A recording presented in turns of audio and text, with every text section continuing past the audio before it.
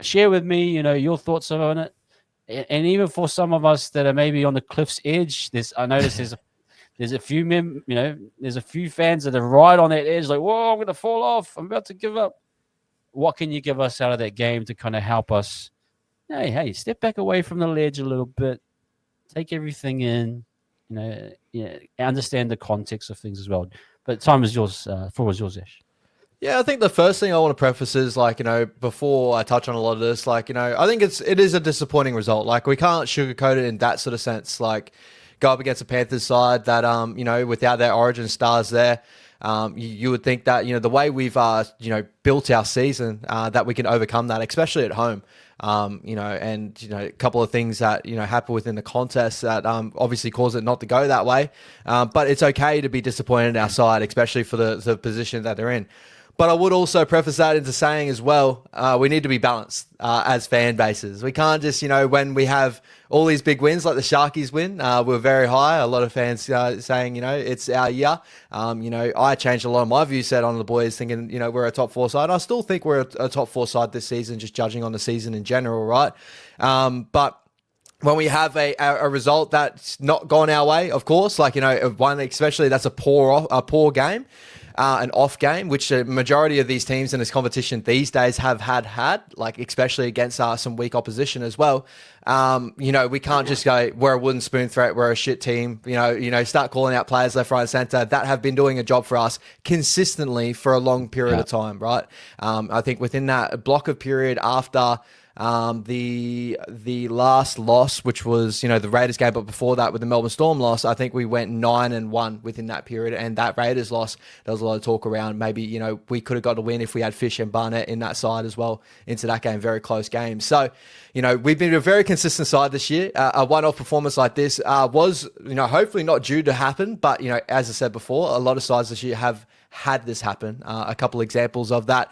We've seen the Dogs go down to the Broncos at Suncorp after flying very high. Everyone tipped them as heavy favourites in that game, and they got beat by 40 in that game.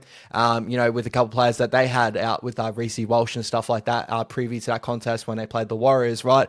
You saw the Sharkies, they were pretty heavy favourites, during the Origin period, go down to the Roosters by about 40 points, where the Roosters rested all their Origin stars.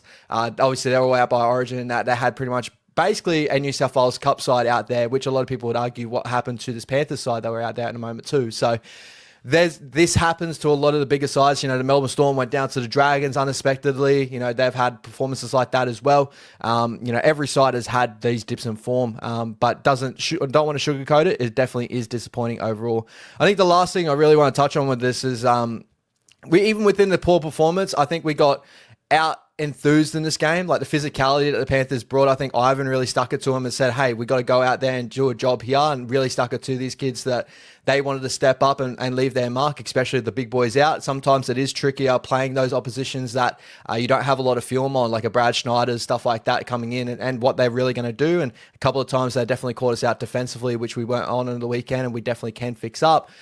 But I also saw a lot of things that are still what we are doing well. They're still in there. A lot of things took away from that. Luke Metcalf running around with a quad injury didn't help us with our little bit of spark or a strike. Should have been better to overcome that for sure. But, we still had a lot of moments like Jacob Laban's game over the weekend. That was an incredible, performance that he had solely. I still thought that Fish took it to the contest going up against his big man, Leota. I thought Aaron Clark was still very, very good for us. Chance was very good with us, other than a couple of errors that he had in the contest. Roger had a couple of really nice moments in this game as well. I just think that it felt like a little bit of flat, like a little bit of coming off the bye. The boys weren't really, up to really compete in this contest. I know Webby came out and said, I don't think complacent came into it, but I do kind of lean on the side of like, I think the Panthers came in with a lot of energy, and the boys kind of, it took a little bit for us to kind of get in. And when things started to go into a little bit more of an arm wrestle, I think things started not to go our way. The tries of Alamonte with the bounce of the ball. You had Dallin Martinez-Lesniak go down with the injury where they strike straight through there as well with Scotty Sorensen, sorry. a lot of moments in that game where I felt like we could have had control, but due to a couple of other factors, we weren't able to gain back control. Again, not making excuses. We are a better side than that, as we've shown from this year. But full credit to the Panthers, the way they turned out over the weekend too. Like, I thought they competed on everything, especially defensively, and they made it hard on our boys, and I'm sure the boys will learn from that for sure. Yeah, and it really is. I think it's one of those. It's a great game to have to remind you of the intensity of the NRL, just how much, if you're off by a percentage, and a team comes in stronger and harder, they can out enthuse you. Yeah, out enthuse is probably the bang on the right word that you have, Ash. And that, like, I still, once you saw the players and that they're playing in form, it feels like they've still got quality players there in their front row, and they just were Kenny. They were all rock solid in the defense, and yeah, fair credit to them. Fair credit to Ivan getting them up for it. It was a perfect game in terms of, I suppose, weather conditions, slippery underfoot. It was one of those games through the middle. Whoever won that middle was going to really dominate. So I get that. What did you make of the injuries, and then I suppose the tip of the iceberg, or was kind of Tamati in the centers? Do you think that was the best scenario or situation Webby could have done? What was your thoughts on putting him out there in the centers?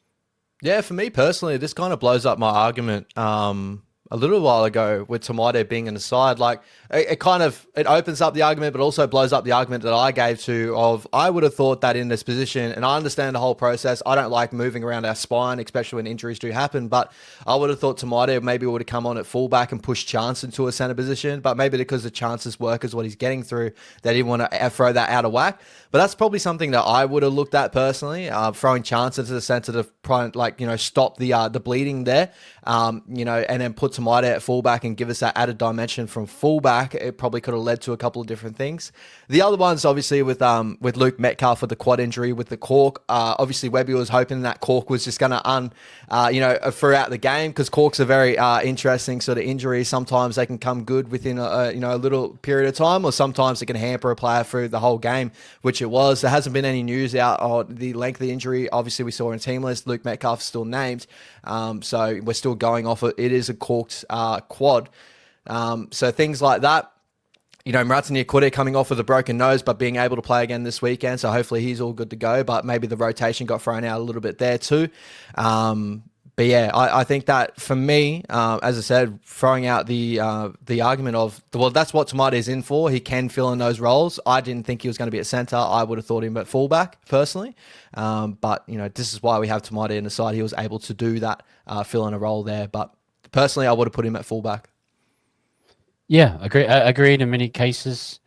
I kind of got what Webby was doing, because CNK was on a tear. He's literally Superman against dominant Penrith. Like, he got us out of our own end for a couple of times out of the goal line. He survived. It was just a very I kind of understood that part of it, but you saw pretty much Alamoti kind of toyed with Tamati out there on the edge, literally, and it kind of put things out. And then, yeah, the added thing was that Luke was pretty much down in that second half. The fact that Tamati wasn't even in the middle to try and maybe create something or assist and trying to help maybe Luke out, or help a CHT out, it kind of nullified his involvement. It was a nothing interchange, in my opinion, and that kind of nullified anything.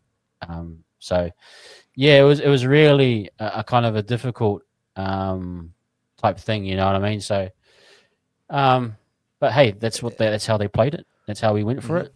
You live to learn. Now you learn. Maybe Webby knows, hey, I'm not going to go to that again. That didn't work.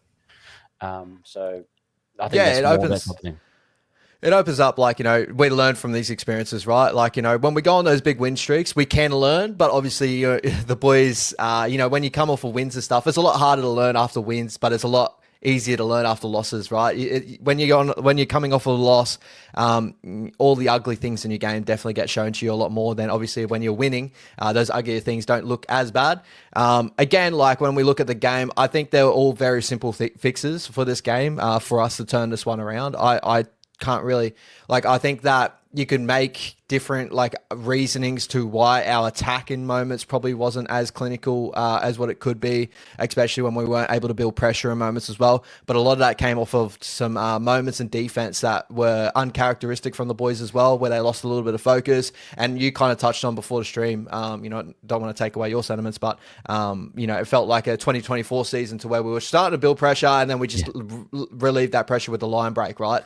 And I don't want to there was a couple of guys in this performance that unfortunately didn't have their best performances as well, especially jumping back into cup, and for the first time in a little while I've seen maybe something like that. But overall we definitely can learn from this. We're still a top 4 side, and I still believe we are a top 4 side. This doesn't change my thoughts at all.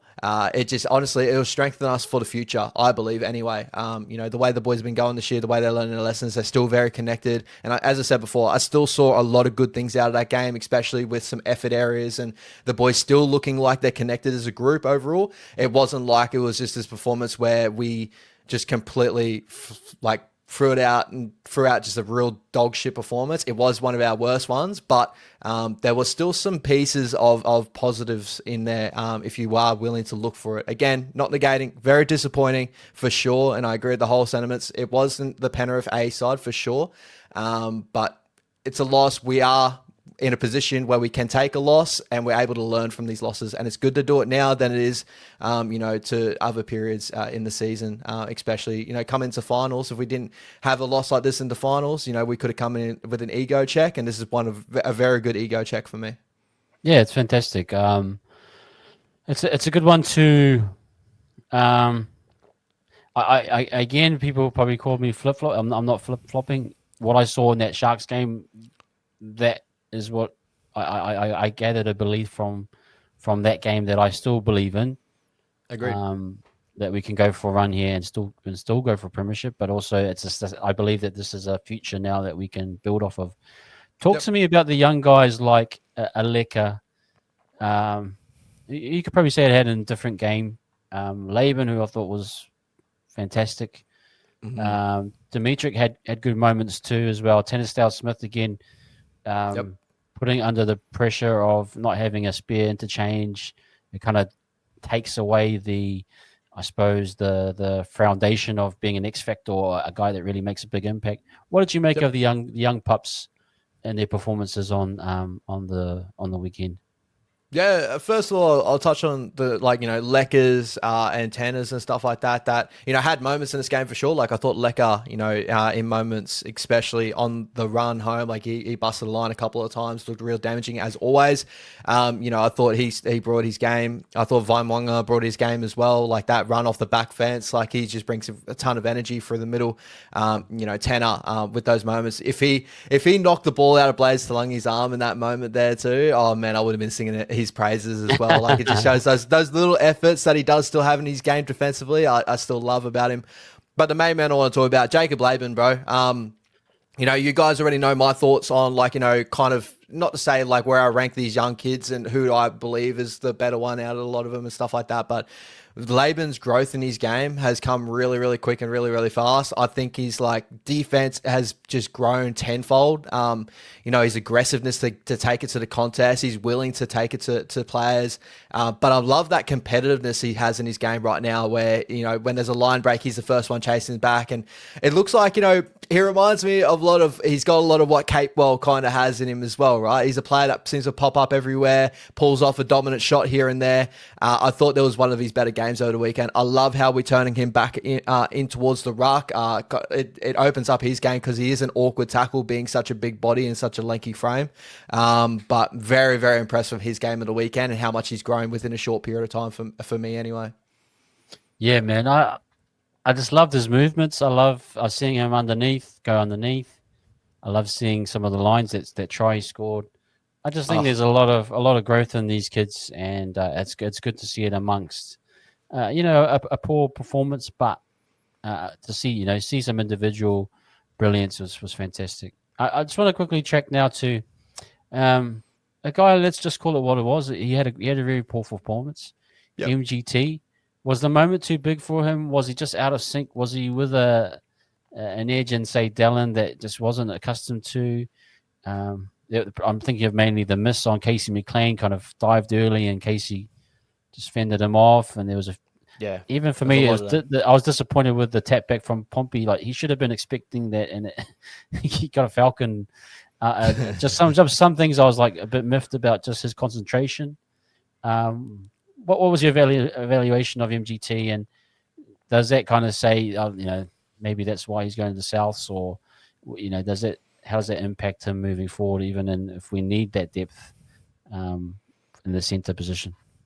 Well, like it sounds a little bit harsh, but what it does kind of show is the reason why Webby has chosen like a Capewell or something like that to fill a spot when we have been down on that centres, and especially on an edge at the moment that we seem to be going through a merry-go-round of players that are getting injured on that edge. So it seems like a new edge every week, more so, you know what I mean? We got Capewell that fills in there very nicely. We got Rocco that's filled in there. Ali started the year there. Dallin's been in and out with injury now, as we've seen. So it's an edge that is like, the cohesiveness with the inside men's probably not there 100% just yet, right? And MGT getting thrown to the game, where the Panthers are competing for everything. I think that some of the decision making he made in that center position was pretty lackluster for me. I do think that some of the times these inside men definitely got caught up. But as you know, and as our system does say, and I consistently says it, our system builds everything off cutting down time and possession. So when when players get caught in, you're coming in as well. Everything comes from the inside, and I expected MGT to shoot out, Dallin to shoot out, cut down time and space. And that's how you got to push the Panthers to make these big passes, like a 3-man cutout, a 2-man cutout, and go outside, which, I thought that Graham Talfa missed his mark in a lot of those areas as well. Beautiful try within the end of the game. He shows his ability that he still has, especially in the attacking end. I thought that attacking-wise, he was fairly all right. Just defensively, is still a lot of things to work on, and I think this is something that he's been working through for a little period of time now. I think fans are starting to notice, but still a great potential. I'm sure the Rabbits are still going to be very happy with what they're going to get there over time, but you can definitely tell he's still a young player that's still working towards where he needs to be as a first grader. Yeah, just want to also add to this question from Russ. Hey, Russ, man, good to see you, bro. And hey, lads, thanks for the content. Does anyone know our offloading stats for the game? I can't recall many, if any. Def heard us maybe post by we were a little too conservative. I don't think we warranted the offload game.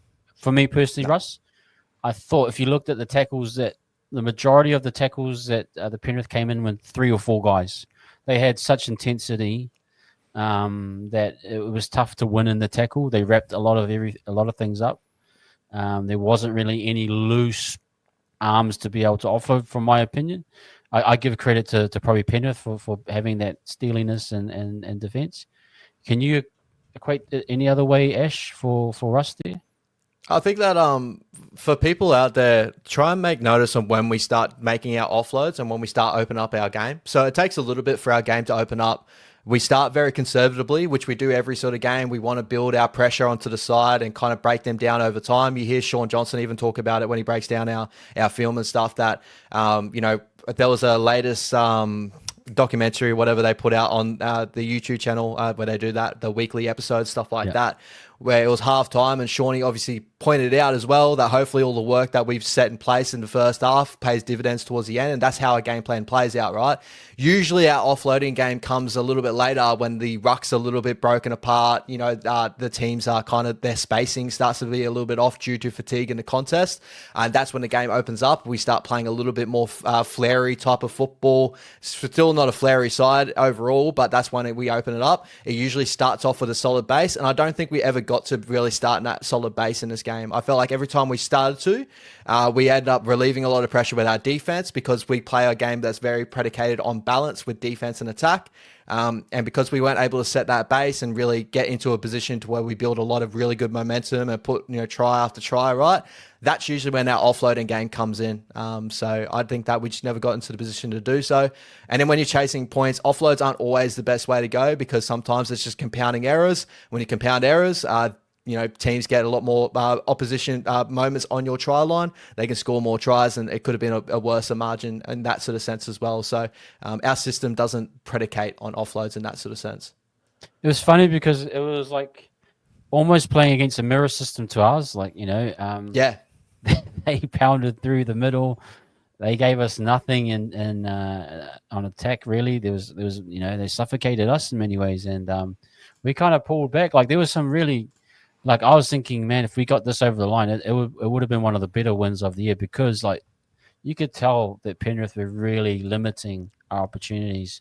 Their 100%. ruck speed at the start was intense. That was massive. Our boys were really rock. I could see from them the just movements. They were just all over the shop trying to deal with one out from the ruck, and but it really did feel as though that we could have got over the line, but we, like I saw the tackling numbers. I think it was 40 tackles for almost all the starting front, forwards. Mm-hmm. That's a lot of volume to get through. It really shows the intent that Penrith came with. And I just think, those types of games where, like, we saw how the errors impacted us. We made one error, and then Penrith capitalized on most of them. And built pressure. They either got down the other end, and then they started getting six gains, and it just compounded. So I do agree with a lot with what Ash is saying. Yes, sometimes it's great to have that little bit of risk, but who knows? It might have just bombed out even more. Especially the game. Especially the game, right? That, like, for majority of the game, it was a 1 try margin, if that, a couple of point margin, right? It went into halftime 8-6. The boys were right there. If they built into their game, they got into after halftime. They scored to go ahead. Just continue. If you continue on that consistent game plan, more times than not, you will end up getting a roll on. But defensively, the boys probably weren't at their full potential, as we know over the weekend, which caused them not to able to build that pressure and add to the game. Another point to that is with the offloads as well. When Panthers, you probably would have noticed their offloading started to come when Patea came onto the field. He started broke open, and I think that happened probably midway through the game. So they start off with a very conservative approach, very similar to us, as Levon said. It's a very mirror image to the game. And that's why, they started when they built a lot of pressure on us due to errors and putting us on their line, due to penalties, stuff like that. They had more times than not on our try line. They found points more times than not due to, 50-50 things, right? As I said before, you had that bounce of the ball where Chance couldn't clean up. Alamonte scored that try. You had Scott Sorensen jumping in the air, getting over the top of, 3 of our boys and MGT trying to cover for that ball there. You had go down with injury. Scotty Sorensen runs straight through that exact hole where Dallin was. So, Dallin was hampered in that position there. With those moments there in itself, it was a struggle for us to build pressure in this game overall. We definitely needed to be better, but I think that's the reason why the offloads definitely didn't go into our game at all. Great question, Russ. Really appreciate that, and we'll leave it there, guys. I think it's been a good chat in amongst post Penrith, and the comp just does not stop. We got Broncos up next, sitting 5th. Yep. This is a kind of a 4v5 battle right now. Just quickly, Sorensen. You bang on. Sorensen was immense, and love Sorensen as a Kiwi. He was massive. Gosh. I'll quickly touch on that too. Shout out to all the Kiwi boys that continue to have amazing games against us as well. Isaiah probably had his best game for the Panthers over the weekend. I thought all these guys are sickos, man. You know what I mean? Like, country. I get back at the Warriors. Leota, bro, like you can name it all. They all stood out in this game, and it always seems to happen against the Warriors. We need to be better at that for sure. But I love pointing out that the Kiwis always go to a new level playing against the Warriors. So you can just tell. It just does. So we need a 17 full of Aussies that want to get back at their old clubs to win. Exactly. So hopefully we'll just put in a team of all Broncos boys this weekend, and we'll take out the Bronx. I love it.